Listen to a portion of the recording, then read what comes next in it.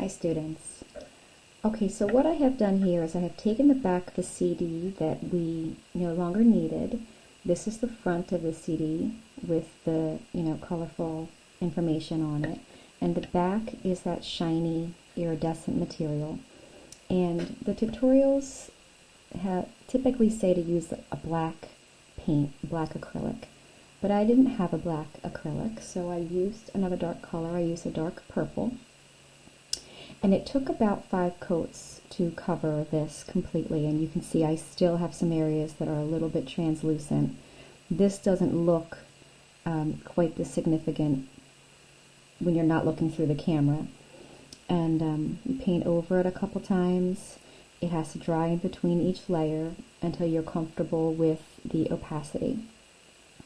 I was using this kind of acrylic paint, just a basic acrylic, but you can of course use any acrylic. And once you have it opaque, you can start to think about what kind of design you want. I think I picked something a little bit complex. I have the Kraken attacking a ship, and I have some waves and a little bit more wave detail over here and some splashes, and then of course the legs, the anchor, and the details of the ship with the legs wrapped around. So what I've started thinking about is, obviously I cannot remove all of these areas in their entirety because then I will have nothing but one large mass removed. I don't want to just do lines either because I think that might also be confusing. I want to have some areas that are more removed to sort of block out the purple, the completely removed, and the line design. I'm hoping that will make it cleaner and easier to see. So what I'm doing is I sketched on here, let's do another little wave area.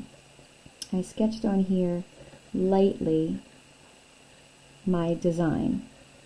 Now, I don't think I could actually fix it if I realized I was wrong.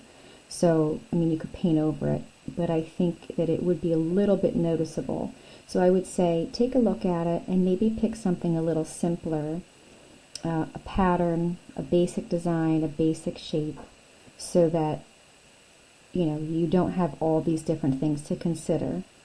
And then once you have your thing sort of sketched out, you can start to remove. You see it comes off kind of in layers. And I'm trying to leave a little bit between each section for like a little tiny bit of line quality. You see I did a little bit there and a little bit there. This is going to be a rope, so I'll work on that later.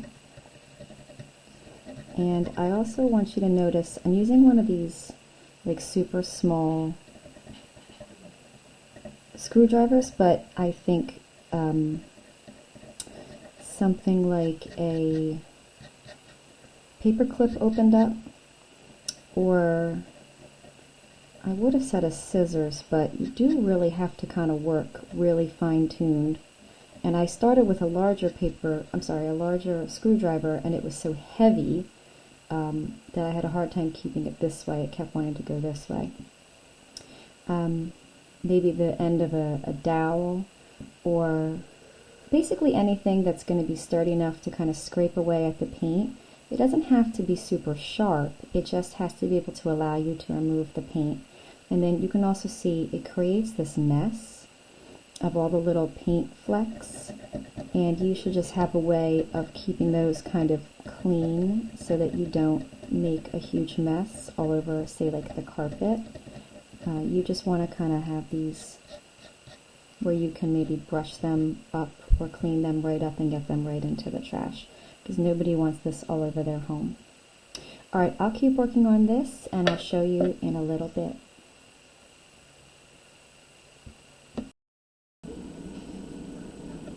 Okay, so I'm close to done, I think. And I'll tell you a couple things that came in handy. Having a little tissue ready to clean up the mess. Having a dry brush ready to sweep the bits off of this as I worked. Don't wipe the tissue across it. It just deposits like tissue fluff all over your project and makes you insane. Also, I think I've been here for like close to an hour and a half, if not 2 hours, working on this. So I would say, unless you are extremely patient and have all day, or can work on this for multiple days, I would say definitely pick something with less detail.